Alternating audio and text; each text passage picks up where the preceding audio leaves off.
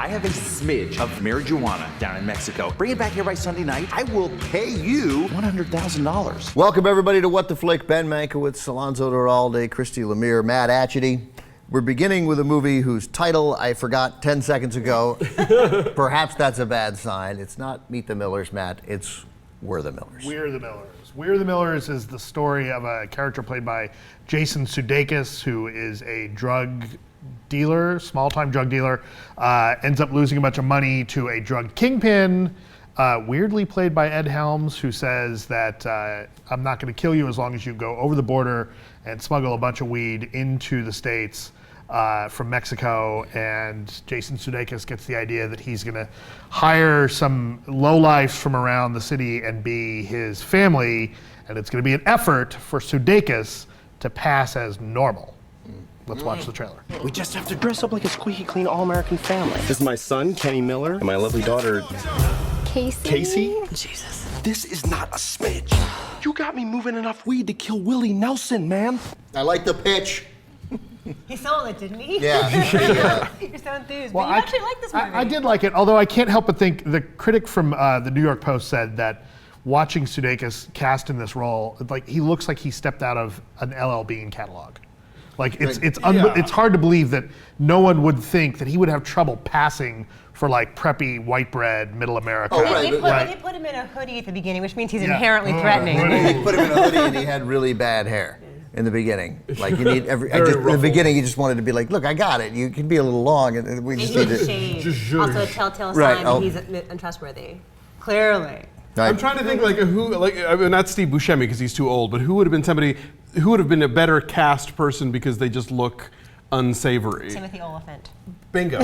There you go. Adam Sandler. Timothy Oliphant. I mean, we could have a 20-minute conversation, but people. Sandler in a movie like this actually would have been good casting. Justified.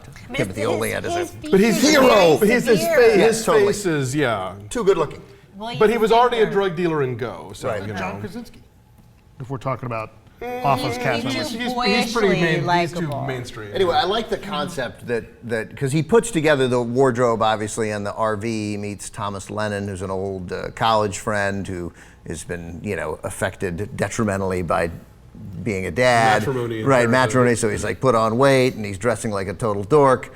And then he sees some people in an RV and thinks that this is the way. No one would ever question this kind of family. So I get it. I guess it had been on the shelf for a really long time, but it seems like it's a conceptually sound comedy. It is a high concept comedy where the concept is great. It's just that the comedy kind of sucks. The comedy didn't deliver, and they these comedies. I thought there were some laughs here. No, don't get me wrong. I thought it was going to be the high, and I'm third. I didn't hate it either. I thought you were going to like it. You like Dirty. Yeah, but it wasn't really dirty. Yeah, I mean, it did. It is though. No, they say wimpy they say R-rated fuck 47 times. That's its whole thing. There's a whole long incest joke. Yeah, it's an incest joke. That's one of the few moments that felt like they were really delivering. An incest joke is really only funny if it's actual incest. It was funny. But we know that kissing scene is hilarious. That was funny. That kissing scene is very funny. But you're right. But to the point, for the setup that they give. This would, in the hands of some other writers and maybe another director, this could have been a lot raunchier than it actually is, right? Jennifer Aniston is the tamest, most boring stripper of all bras time. on. Another strip joint with bras on, just like the internship. Sorry, go ahead. Okay, and I think it's part of the joke though that she's meant to be kind of awkward. Like she looks amazing. Like clearly all that yoga on the beach in Malibu is still serving her at age 40. Yeah, but all the whatever, other strippers wear bras too, so she doesn't look too ridiculous. She could totally be a stripper. I looks awkward, I would pay for a lap dance from Jennifer Aniston. High money. High More money. than $20. Who says high money? More than you would pay for multiple money, no laps. High money. But there's no sex in the champagne room. Right, We know that. And like it's one of those things that it sends. I think this is a critical mistake that the movie made, is not to have those strippers be naked. I don't care whether I see them. I really don't. It's not about that. I watch porn. You're harping on this point. It's not seeing them that makes you notice it. Right. If you saw them, it'd just be. It takes you out of it. It instantly takes away any sort of notion that she's an authentic stripper struggling. We see that she's lost her apartment. She has no money. And I get it. We don't need to see Jennifer Aniston naked. We can see her putting the bra back on from behind. We can see the other woman, right, her back. There's a zillion things that they can do. Somewhere Demi Moore and Elizabeth Berkley are rolling their eyes at This naked in, what's the movie with Vince Vaughn where they actually broke up? The breakup. She's actually naked in that. The high breakup. Right. No, it takes you totally out of it. It loses whatever edge. First of all, that strip club looks like you could eat off the floor. Like they don't. There's no. It's not dirty enough. Right. It's not dirty enough. But she is. But we're led to believe that she lives this sort of downtrodden, sour life, partly because she's a stripper, and he's got a shitty boyfriend. We don't meet him, but. Like, it's just, that part's lost, and then what we have is a movie that gets an R rating because they said fuck 47 times. Yeah, No, I laughed a lot. I laughed more than I thought I was going to. I walked in and thinking, like, this looks terrible. This is August and it looks really bad. But I laughed a lot. You laughed. We all walked in and going, that wasn't bad. I thought it was mostly funny. I think it could have been a lot better, but I thought that it delivered just enough. Now, are the funniest parts of the movie in the end credits? Yes. Which is kind of a problem.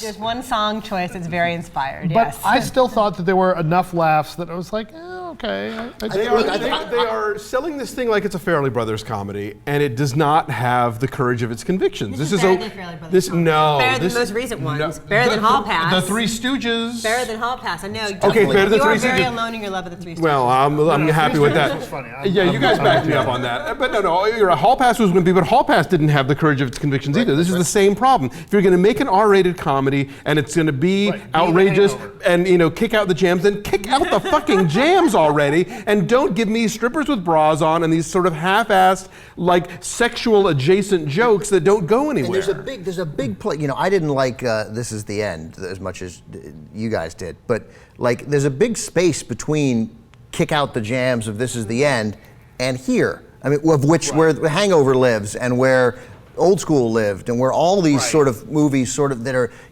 again, clever, funny, what you want push here it. is a raunchy sex comedy, and that's not what you get. This felt they felt a little afraid. It's not nearly raunchy enough. And it's the kind of thing where it's like, well, we're only gonna have to cut 2 or 3 shots to show it on TV.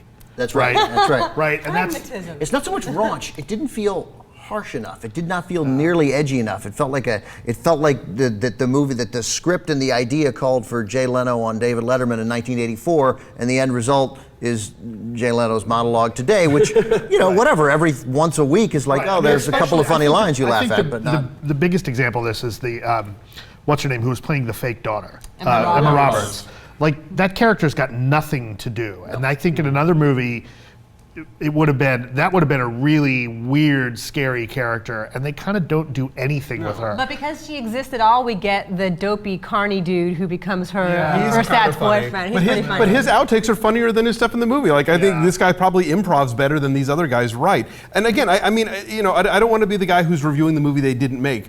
The movie they made it's like it's not about all the tone stuff. Whatever would be forgiven if this movie were funnier. I didn't think it was that funny. I laughed 7 times in almost 2 hours, so that's not a great ratio. Counted. Well, it's When it's that little, you can count. pretty much. So I Maybe thought 15. there were but some. still. I agree. There were some funny moments, and it was way better than I thought it was. I keep leaving these comedies, and then we went home afterwards and we watched Ted, which randomly was on HBO. And it's just, again, there's a thing that's, I wouldn't even call Ted raunchy in that sense. I mean, it's way sharper, and it's just like, there's this fertile ground, and I just felt fear in this movie at too many turns. Yeah, this feels like death by studio notes. But it's formula. You know where it's going. You know they're going to be a fake family. That becomes a real family, but it still stays kind of mean enough that I didn't feel it went totally soft. I hear you. And we, by the way, our numbers are almost identical. Let's do numbers then. Since we're squabbling over bras and minutia like that, let's do numbers. It's not minutia. I gave it a 5.5. You gave it a 5.8. You gave every movie a 5.8. My default number this week. When I give it a 6. You gave it a 6. So and I gave it a 3 because I just not funny. Sorry, not funny enough.